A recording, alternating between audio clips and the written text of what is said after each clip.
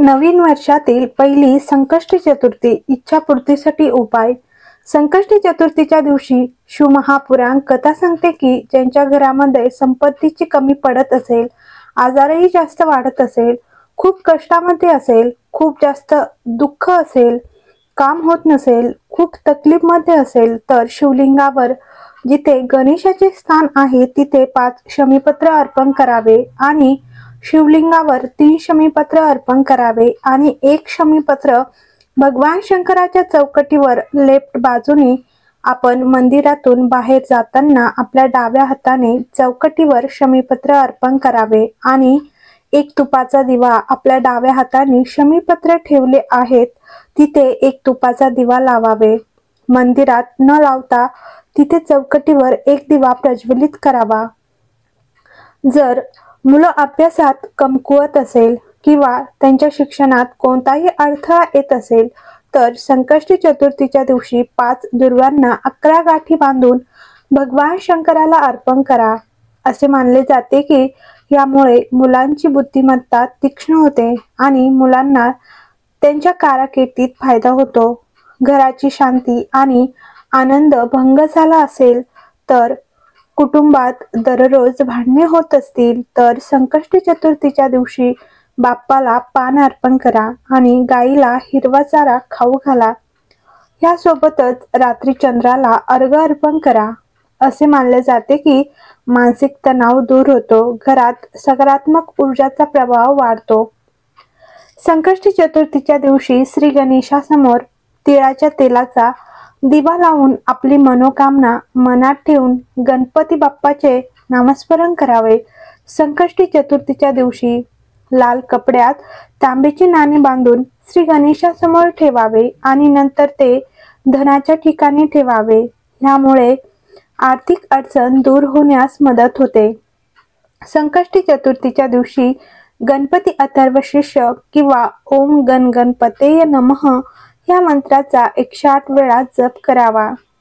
तीळ आणि गुळाचे लाडू बनवा आणि विधीनुसार गणपतीची पूजा केल्यानंतर ते लाडू प्रसाद म्हणून अर्पण करा आणि उरलेले लाडू कुटुंबातील सर्व सदस्यांना प्रसाद म्हणून वाटून द्या। यामुळे तुमच्या आयुष्यातील प्रत्येक समस्या दूर होईल। भगवान गणेशाला सर्व दुःखांचा नाश करणारा मानले जाते। सर्व अडथळे दूर करण्यासाठी तांब्याच्या भांड्यात 1 सुपारी आणि 1 रुपयाचे नाणे ठेवा आणि ते पूजास्थळी ठेवा। तुमच्या आवडीचे काम मिळवण्यासाठी भगवान गणेशाला 1 वेलची आणि 2 सुपारी अर्पण करा। जर तुम्हाला तुमच्या मुलांची प्रगती आणि सन्मान वाढवायचा असेल तर तुमच्या मुलांना मंदिरात तीळ दान करायला लावा आणि भगवान गणेशाचा आशीर्वाद देखील घ्यायला सांगा। भगवान गणेशाचा आशीर्वाद मिळवण्यासाठी 21 गुळाचे गोळे बनवा आणि 21 दुर्वा घ्या। ओम वक्रतुंडाय नमःचा जप करत राहा आणि गुळ आणि दुर्वा एकामागून एक अर्पण करत राहा। व्यवसायात वाढ होईल। या दिवशी तुमच्या घरात संपूर्ण गणपतीची स्थापना करा। यासाठी पांढऱ्या कागदावर हळदीने स्वास्तिक बनवा, शुभ लाभ आणि रिद्धी-सिद्धी देखील बनवा। ते पूजास्थळी ठेवा। यामुळे तुम्हाला नाव, कीर्ती, वैभव आणि संपत्ती मिळेल। देवासमोर ओम गण गणपतये विघ्न विनाशिने स्वाहा ह्या मंत्राचा जप करा। असे म्हटले जाते की या मंत्राचा जप केल्याने व्यक्तीच्या जीवनातील सर्व अडथळे दूर होतात। याशिवाय भगवंताला दूध आणि शमीची पाने देखील अर्पण करा। यामुळे देवांकडून आशीर्वाद मिळण्यास मदत होते।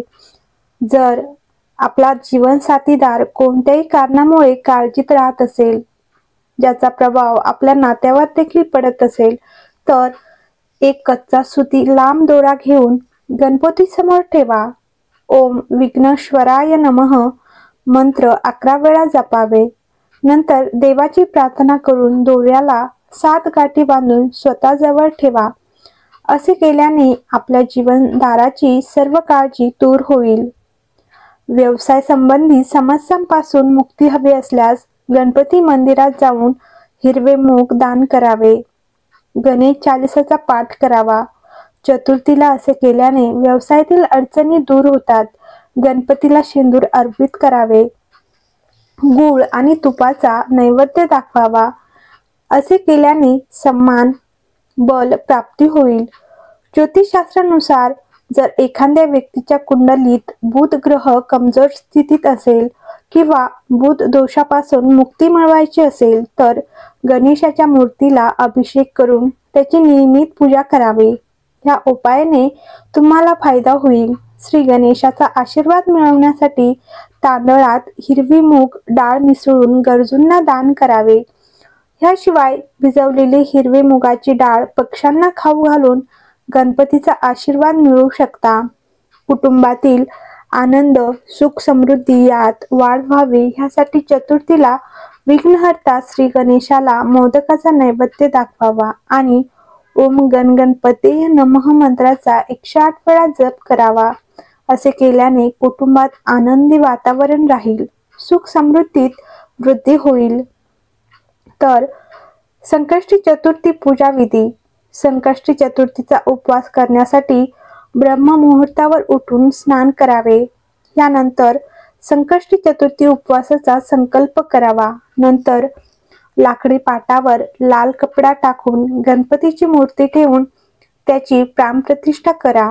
त्यानंतर त्याला कुंकू लावून तुपाचा दिवा लावा। नंतर गणपतीच्या मूर्तीला फुले, फळे आणि मिठाईचा नैवेद्य दाखवा। या पूजेमध्ये तिळकुटाचा नैवेद्य आवश्यक समाविष्ट करा। या दिवशी गणेश चालिसाचे आवर्जून पाठ करा। पूजेच्या शेवटी गणपतीची आरती आणि शंखनाद करून पूजा पूर्ण केल्यानंतर प्रसाद खाऊन या व्रताचे पारणे करा। तर संकष्टी चतुर्थीचे महत्त्व। संकष्टी चतुर्थीचा उपवास विघ्नहर्ता गणपतीला समर्पित आहे। या दिवशी स्त्रिया उपवास करतात आणि आपल्या मुलांच्या दीर्घ आयुष्यासाठी आणि यशस्वी भविष्यासाठी प्रार्थना करतात। संकष्टी चतुर्थीच्या दिवशी स्त्रिया निर्जली उपवास करतात। रात्री चंद्रोदयानंतर चंद्राला अर्घ्य दिल्यानंतरच हा उपवास सोडतात।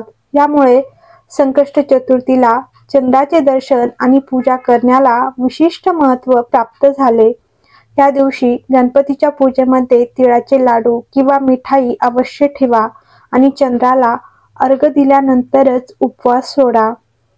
ओम गणपतये नमः। तर व्हिडिओ आवडला असेल तर कमेंट बॉक्समध्ये गणपती बाप्पा